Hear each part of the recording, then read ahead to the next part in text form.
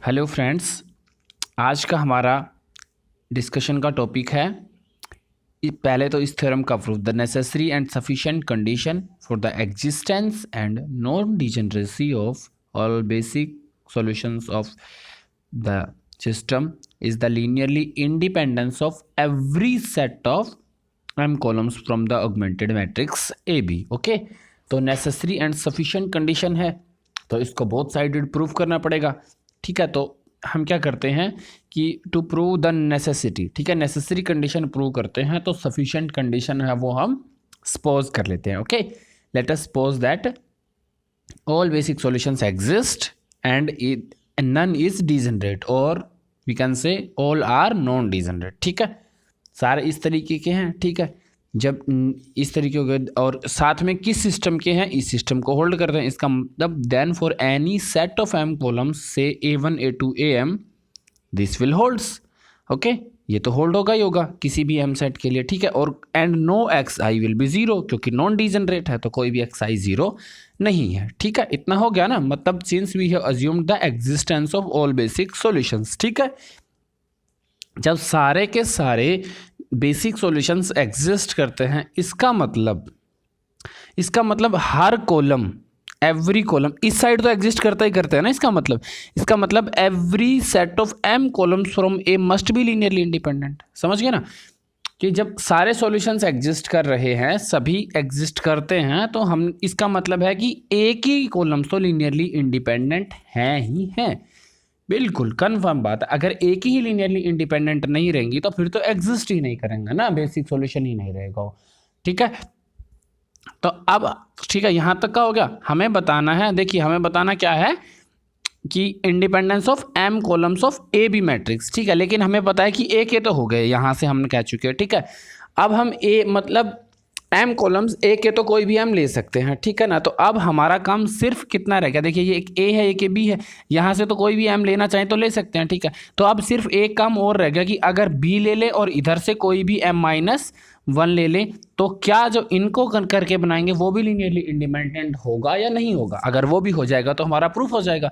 ठीक है, तो इसके लिए देखिए एक रिजल्ट होता है यहाँ पर, देखो क्या है कि वी मेड द पॉइंट, वैसे तो हम पहले पढ़ चुके हैं, we made the point that any vector in basis, ठीक है, कि बेसिस में कोई भी वेक्टर है can be replaced by given vector B, किसी दूसरे वेक्टर से रिप्लेस कर सकते हैं। सिर्फ कब कर सकते हैं वो देखना, if the coefficient of the vector to be replaced, ठीक है ना, जब जो उस वेक्टर को रिप्लेस करना है उसका कोफिशिएंट किस में, इस बी की लीनियर कॉम्बिनेशन में जीरो नहीं होना चाहिए। समझ गए, इसका मतलब देखिए इस यहाँ पर समझिए कि यहाँ पर क्या है, A1 A2 AM है, एम कॉलम्स है। तो अगर आपको इसकी एम कॉलम्स को, किसी भी कॉलम को अगर बी से रिप्लेस करना है तो सिर्फ और सिर्फ क्या होना चाहिए कि जो बी की कॉम्बिनेशन है, इसमें जो A1 A2 AM के कोफिशिएंट हैं, मतलब एक्साइज हैं, ये कैसे होने चाहिए, नॉन ज़ीरो होने चाहिए। ठीक है ना, और सारे के सारे नॉन जीरो तो हैं ही, कन्फर्म बात है, क्योंकि नॉन डिजेनरेट सॉल्यूशन की बात कर रहे हैं। इसका मतलब बी को किसी भी AI से रिप्लेस कर सकता हूं मैं, और जब बी को किसी भी AI से रिप्लेस कर सकता हूं मींस मैं बी और ए के कोई M-1 कॉलम्स अगर लूंगा, hence B and M-1 columns from A are linearly independent. और जब वो भी हो गए तो प्रूफ हो गया कि ए के एम तो थे ही लीनियरली इंडिपेंडेंट, लेकिन अगर ए के किसी को भी बी से रिप्लेस करता हूं तो भी लीनियरली इंडिपेंडेंट रहते हैं। ठीक है, तो नेसेसरी पार्ट तो प्रूफ हो चुका है हमारे थ्योरम का। ओके, अब सफिशिएंट पार्ट की प्रूफ का बात करते हैं। ठीक है, तो उसमें क्या कह रहा है कि टू प्रूव द सफिशिएंसी, मतलब जो नेसेसरी कंडीशन है उसको सपोज कर लेते हैं, मतलब कोई भी M columns from A B are linearly independent. ठीक है, ओके, अब देखिए अगर ए बी में कोई भी कॉलम लीनियरली इंडिपेंडेंट है, इसका कोई भी एम कॉलम्स लीनियरली इंडिपेंडेंट है, इसका मतलब ए में तो है ही है ना वो, क्योंकि ए तो उसकी ही सब मैट्रिक्स है। तो इसका मतलब ये जो लाइन है ये क्या बता रही है हमें कि any M columns from A are clearly linearly independent, और जब कोई भी एम कॉलम्स ए की क्लियरली लीनियरली इंडिपेंडेंट हैं, इसका मतलब बेसिक सॉल्यूशंस एग्जिस्ट तो करेंगे ही करेंगे ना, एग्जिस्टेंस तो कंफर्म हो गई। अब हमें सिर्फ नॉन डिजनरेसी पे बात करनी है, एग्जिस्टेंस तो वहीं से हो जाती है कि अगर एग्जिस्ट करता है तो लीनियरली इंडिपेंडेंट होंगी, और लीनियरली इंडिपेंडेंट होंगी तो एग्जिस्ट करेगा सॉल्यूशन। ठीक है, अब देखिए, ठीक है, एग्जिस्ट करके अब क्या करते हैं हम, when B is expressed as linear combination of these, कि ए की किन्हीं एम कॉलम्स के लीनियर कॉम्बिनेशन में मैं बी को लिख रहा हूं। ठीक है, लिख दिया, बी को मैंने लिख दिया, जैसे यही लिख दिया ना, a1 x1 plus and so on am xm। ठीक है ना, xm अगर इस कॉम्बिनेशन में लिख दिया तो अब आप मेरे को ये बताइए, the coefficient x1 of a1 can not vanish. ठीक है ना, अब देखिए, ये इसका मतलब जो x1 है ये ज़ीरो नहीं हो सकता। क्यों नहीं हो सकता? क्योंकि अगर x1 ज़ीरो हो जाएगा तो b को a1 से रिप्लेस नहीं कर सकता, और b को a1 से रिप्लेस नहीं कर पाऊंगा तो ये जो b और यहाँ की जो बची हुई m-1 कॉलम्स हैं ये क्या नहीं रह पाएंगी, लीनियरली इंडिपेंडेंट नहीं रह पाएंगी। लेकिन ये बात पहले ही क्लियर हो चुका कि कोई भी m कॉलम लेंगे ए बी की तो वो तो लीनियरली इंडिपेंडेंट होंगी ही होंगी। इसका मतलब x1 को नॉन जीरो रहना पड़ेगा।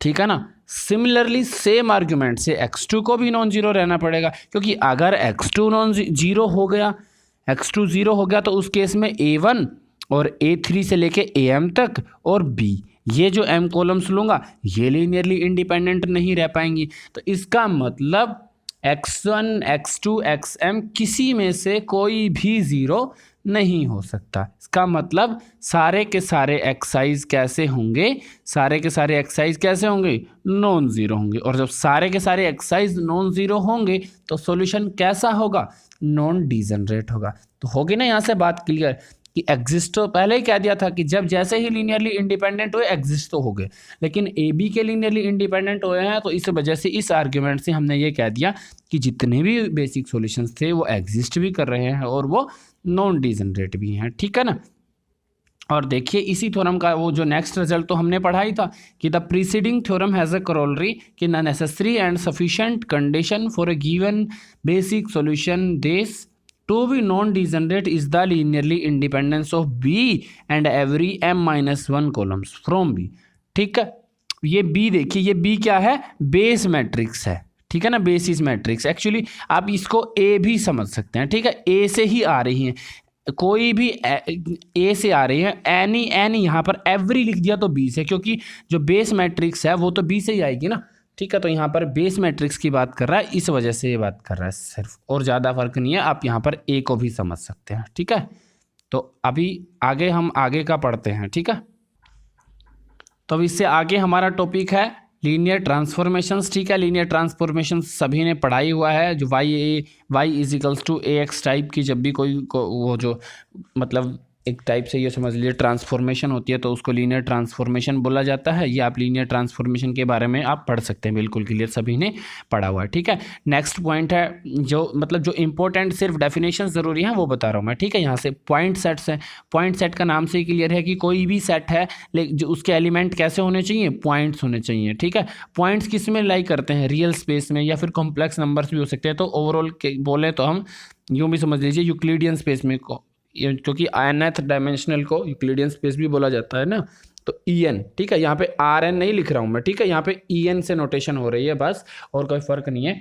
तो जो मतलब ऐसे सेट जिनके सारे पॉइंट्स, जिसके सारे एलिमेंट्स इसमें बिलोंग करेंगे तो उसको क्या बोलेंगे, पॉइंट सेट बोलेंगे। ठीक है, ये तो हो गई पॉइंट सेट की बात में। ठीक है, अब बात करते हैं यहाँ पर हाइपर स्फीयर की। एक डेफिनेशन आती है हाइपर स्फीयर इन EN। ठीक है, हाइपर स्फीयर क्या होता है, देखिए जैसे ही 2 डायमेंशनल की बात करता हूँ तो ये है, ये एक सर्कल है ना, ये सर्कल है, इसकी इक्वेशन क्या होगी, जो इसकी रेडियस है यही तो होगी ना, mod of x minus A is equals to epsilon. ठीक है ना, भाई यही होगी ना, mod of x minus A is equals to epsilon, जहाँ पे एप्सिलॉन रेडियस होगी, x को जनरल पॉइंट हो गया इस पे, और a क्या हो गया, इसका मान लीजिए सेंटर हो गया। ठीक है, तो यही होगा। तो 2 डायमेंशनल में क्या होता है, जैसे 2 डायमेंशनल में सर्कल होता है। ठीक है, 3 डायमेंशनल में क्या हो जाएगा, स्फीयर हो जाएगा 3 डायमेंशनल में।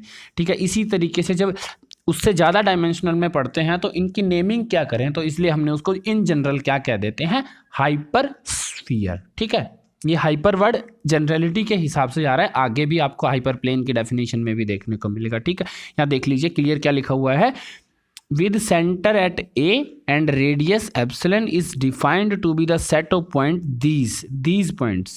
ठीक है ना, जहाँ पे ये इक्वालिटी होल्ड हो रही है, तो इस इक्वेशन को क्या बोलेंगे, क्या जैसे कि यहाँ पर लिखा हुआ भी है, ये देखिए n, एक मिनट, ये देखिए यहाँ लिखा हुआ है which is circle in E2 sphere in E3। ठीक है, और एन डायमेंशनल में वो हाइपर स्फीयर हो जाता है। ये ज़्यादा इंपॉर्टेंट डेफिनेशन नहीं है। हाँ, ये बिल्कुल आपके बिल्कुल काम के हैं यहाँ पर, लाइंस एंड हाइपर प्लेन्स। ठीक है, तो इसको बिल्कुल अच्छे से समझिए। जैसे कि यूँ देखिए, ये आपका ग्राफ है मान लीजिए। ठीक है, आपने ग्राफिकल मेथड ही, मैं मान लेता हूँ, यही मान के चलता हूँ कि आपने सिर्फ ग्राफिकल मेथड पढ़ा है। ठीक है, तो वहाँ पर आप क्या करते थे, और मैं ये मान लीजिए कि एक ये इक्वेशन और एक ये इक्वेशन, ठीक है, और एक ये दोनों इक्वेशंस। ठीक है, ये आपका मिलके ये जो रीजन बन रहा है ना, ये पूरा ये आपका क्या है, फिजिबल रीजन है। ठीक है, ये आपका फिजिबल रीजन है। ठीक, तो अब आप बताइए क्या करोगे, ये क्या है, एक लाइन है ना। एक्चुअल में 2 डायमेंशनल के लिए जब आपके पास में 2 थे तब तो ये लाइन होती थी। ठीक है, अगर 3 डायमेंशनल प्लेन होगा तो ये क्या होगा, आपको प्लेन ड्रॉ करना पड़ेगा। ऐसे ही 4 डायमेंशनल 5 डायमेंशनल में क्या होगा, उसको जनरल क्या नाम दे दिया, हाइपर प्लेन। जैसे 3 डायमेंशनल में स्फीयर, उससे आगे बढ़ रहे तो हाइपर स्फीयर, इसी तरीके से हाइपर प्लेन। ठीक है, और एक बात अभी मैं बता देता हूं कि कैसे ऑब्जेक्टिव फंक्शन में आगे बढ़ा जाता है। ठीक है, जैसे ये मान लीजिए आपका ये फिजिबल रीजन बन गया, तो आपके यहाँ पर कितने पॉइंट्स आ गए, एक्सट्रीम पॉइंट्स, एक एक्सट्रीम पॉइंट, दूसरा, तीसरा, सॉरी एक मिनट रुकिए, मैं फिर से ड्रॉ करता हूँ। ठीक है, ये देखिए, ये आपका मान लीजिए ग्राफ है। ठीक है, और ये आपकी कोई भी, ये आपकी मान लीजिए कोई भी 2 लाइन्स है। ठीक है, ये एक लाइन है और ये एक लाइन है। ठीक है, और ये मान लीजिए आपका, तो यहाँ से इन दोनों लाइन से तो आपके कितने, ये आपका रीजन हो गया, तो ये आपका एक तो ये पॉइंट हो गया, एक ये पॉइंट हो गया, एक ये पॉइंट हो गया, और एक ये पॉइंट हो गया, ये मिल गया मान आपके फिजिबल रीजन में। ठीक है, ये इसको इस साइड मान लेते हैं, इसकी डायरेक्शन को, इसकी डायरेक्शन को इस साइड। ठीक है, तो ये आपके 4 पॉइंट्स हो गए। तब आप इसमें आगे कैसे बढ़ा जाता है। ठीक है, जो भी आपका ऑब्जेक्टिव फंक्शन आपको गिवन होता है, आप उसकी लाइन ड्रॉ कीजिए। ठीक है, मान लो कि ये आपका ऑब्जेक्टिव फंक्शन क्या है, ये है। ठीक है, ये जो ड्रॉ कर रहा हूँ ना मैं, ये मान लो आपका ऑब्जेक्टिव फंक्शन है। ठीक है, ओके, तो ये ऑब्जेक्टिव फंक्शन है, ओरिजिन से पास करता हुआ मैंने दिखा दिया। अब इससे मैं जब नेक्स्ट पॉइंट पे बढ़ता हूँ तो हमेशा इसके पैरेलल बढ़ूंगा, या तो इस डायरेक्शन में या इस डायरेक्शन में, वो डिपेंड करता है मेरे को मैक्सिमाइज करना है या मिनिमाइज करना है। ठीक है, तो ये क्या होगा कि देखिए, जैसे कि इससे डायरेक्शन में बढ़ा, इसके थोड़ा सा पैरेलल बढ़ूंगा तो इस पॉइंट के हिसाब से ये लाइन आएगी, है ना। फिर इससे अगले से बढ़ूंगा, इस पॉइंट पे ये लाइन आएगी कुछ, और अगले पे और पैरेलल आ रही है मान लीजिए। सॉरी, मैं यहाँ पे पैरेलल अच्छे से ड्रॉ नहीं कर पा रहा। तो क्या हो रहा है कि जैसे यहाँ से बढ़ते आप जा रहे हो तो आपका ये आया, फिर ये आया, फिर ये आया, फिर ये आया, तो इस तरीके से बढ़ते जा रहे हो, तो जो लास्ट पॉइंट बचता है उस पॉइंट के आगे तो आपका फिजिबल रीजन एग्जिस्ट ही नहीं करता। तो इस वजह से वो पॉइंट आपका क्या हो जाता है, एक्सट्रीम पॉइंट हो जाता है, एक्सट्रीम वैल्यू देता है आपको। ठीक है, ये होता है ऑब्जेक्टिव फंक्शन में, जो मैं पहले बताता था कि पैरेलल बढ़ते हैं आगे। तो पैरेलल बढ़ने का ये कॉन्सेप्ट होता है कि आप जब भी एक पॉइंट से दूसरे पॉइंट पे बढ़ोगे, ऑब्जेक्टिव फंक्शन की वैल्यू बढ़ रही है, इसका मतलब उसकी जो ज्योमेट्री है वो बिल्कुल पैरेलली आगे बढ़ रही है उसके। ठीक है, यहाँ पे डेफिनेशन एक बार पढ़ लेते हैं हम। Consider the line in E2 and this line passes through the points 2। ठीक है ना, कि कोई भी लाइन, जैसे अभी यहीं से क्लियर कर लेते हैं हम इस बात को। ठीक है, ये एक लाइन है। ठीक है, एक लाइन ही है।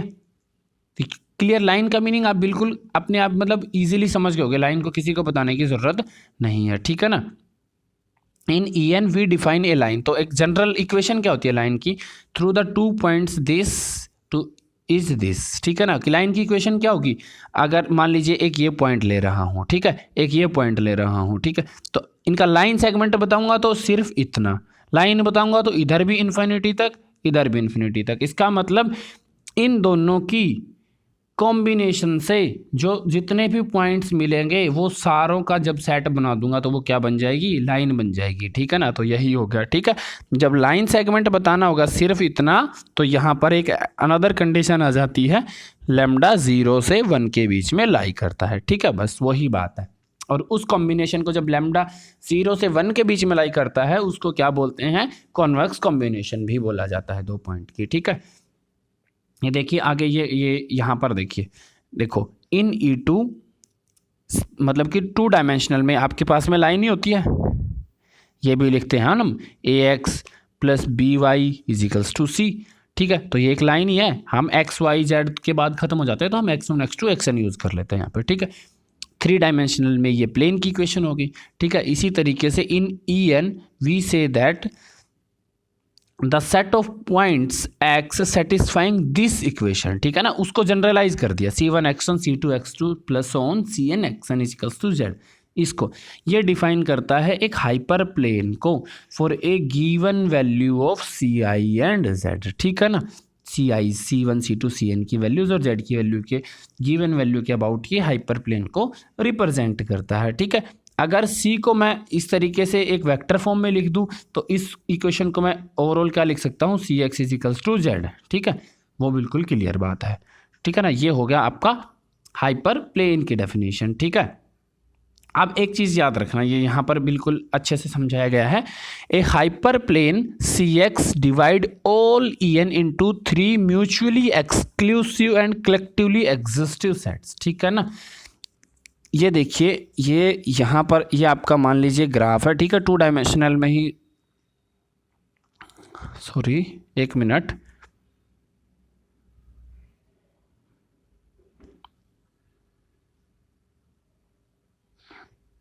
मैं आपको 2 डायमेंशनल में ही बता पाऊंगा। ठीक है, ये आपका ग्राफ है। ठीक है ना, तो अगर मान लीजिए यह तो आपका ग्राफ है, अगर ये इक्वेशन आपकी हाइपर प्लेन की है, ठीक है, तो ये आपको क्या कह रहा है, 3 सेट्स में डिवाइड करेगा आपको।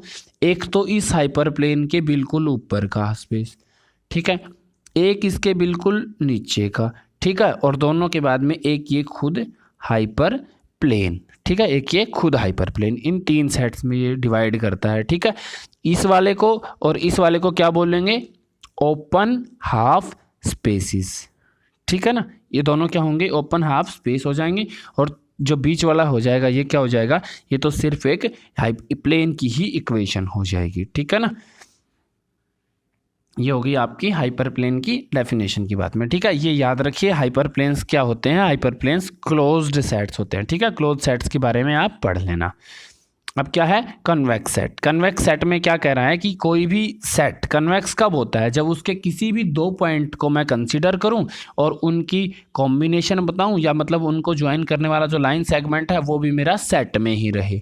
ठीक है ना, तो उसका क्या बोलते हैं, कॉन्वेक्स सेट। ठीक है, डेफिनेशन अगर उसका मैथमेटिकल मीनिंग देखें तो क्या होता है कि X1 और X2 अगर 2 पॉइंट हैं तो कोई भी पॉइंट x जो इनके कॉम्बिनेशन से बन रहा है विद लैम्डा पे, ये कंडीशन है, ये भी किस में होना चाहिए, must be in the set. ठीक है, ये इसके डेफिनेशन की बात होगी। ठीक है, एक्सट्रीम पॉइंट की बात क्या होगी कि कोई भी पॉइंट एक्सट्रीम पॉइंट कब होगा किसी कॉन्वेक्स सेट का, जब उसको उस कॉन्वेक्स सेट के किसी 2 पॉइंट की कॉम्बिनेशन में लिखा ही नहीं जा सके। ठीक है ना, तो वो बिल्कुल एक्सट्रीम पे हो जाएगा। मान लीजिए ये मैं एक रेक्टेंगल ही ड्रॉ करता हूँ, ठीक है ना, तो जैसे इसका ये वाला कॉर्नर ही मैं ले लेता हूँ, तो इस सेट पे कोई भी 2 डिफरेंट पॉइंट्स एग्जिस्ट नहीं करते जिनकी कॉम्बिनेशन में मैं इस पॉइंट को लिख पाऊँ, इस पॉइंट को लिख पाऊँ। तो ये जो पॉइंट है ये क्या हो गए, इसके एक्सट्रीम पॉइंट हो गए। ठीक है, ये होती है एक्सट्रीम पॉइंट की डेफिनेशंस। ठीक, और ये यहाँ से आपको प्रूफ मिल जाएगा कि हाइपर प्लेन्स होते हैं वो क्या होते हैं, कॉन्वेक्स सेट्स भी होते हैं। ठीक है, जैसे कि ये एग्जांपल समझिए, ये सिंपल रिजल्ट्स है, ये आप पढ़ लेना। जैसे कि ये एग्जांपल है, ये ज्योमेट्री है, ये सब क्या है, कॉन्वेक्स सेट के एग्जांपल है। ये कॉन्वेक्स सेट नहीं है क्योंकि इसमें 2 पॉइंट को ड्रॉ किया, तो ये जो बीच का रीजन है ये तो सेट में आ ही नहीं रहा। ठीक है, तो ये सब आपको बिल्कुल ध्यान रखना है। ठीक है, इसके बाद में हमारे क्या डेफिनेशन आएगी, the set of the feasible solutions, ये तो बिल्कुल आपको पढ़ना ही है।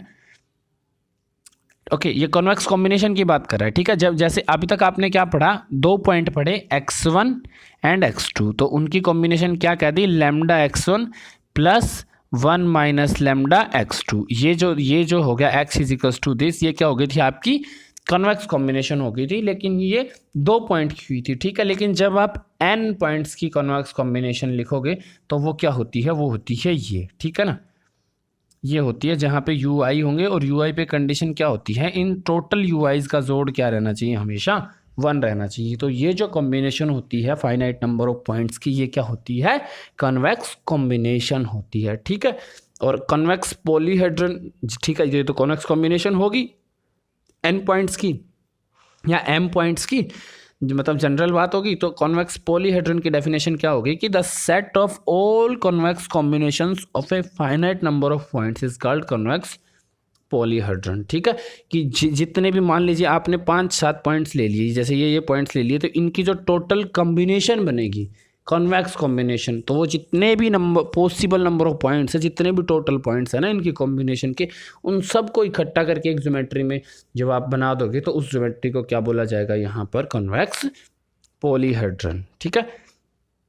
ओके, अब यहाँ पर नेक्स्ट हमारे पे कुछ इंपॉर्टेंट रिजल्ट्स हैं, इंपॉर्टेंट थ्योरम्स हैं, जो इसको हमें मतलब जनरल एलपीपी का बिल्कुल बेसिक समझने में हेल्प करेंगे कि कैसे काम करेगा हमारी कोई भी मेथड है वो कैसे काम करनी चाहिए, ठीक है। इसके बारे में हम नेक्स्ट क्लास में पढ़ेंगे। Okay friends, thank you.